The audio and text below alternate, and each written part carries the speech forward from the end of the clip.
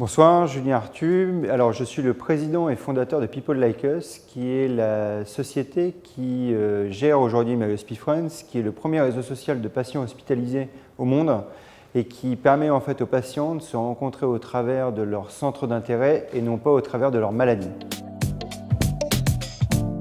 Alors, My Hospice Friends est parti d'une expérience personnelle, puisque j'ai eu un grave accident de voiture où donc je suis resté hospitalisé en 2011 pendant 6 mois suite à cet accident de voiture. Je suis resté alité pendant 3 mois et pendant cette hospitalisation, je me suis dit mais il y a forcément quelqu'un 2 chambres plus loin, plus ou moins valide, qui peut venir avec des béquilles, un fauteuil roulant et qui peut venir discuter avec moi des mêmes centres d'intérêt que moi, plus ou moins.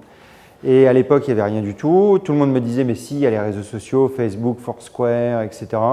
Mais en fait, ils ne résolvent pas cette problématique du lieu et de l'interconnexion par rapport au lieu. Donc j'ai commencé ce projet en octobre 2012, qu'on a commencé à élaborer, etc.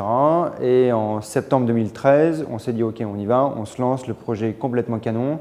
Il y a une vraie demande de la part de la presse puisque c'est quelque chose sur lequel j'avais déjà communiqué et la presse avait déjà communiqué sur mon projet. Et je me suis dit, bon, il y a un vrai engouement du grand public pour résoudre cette problématique de l'isolement à l'hôpital.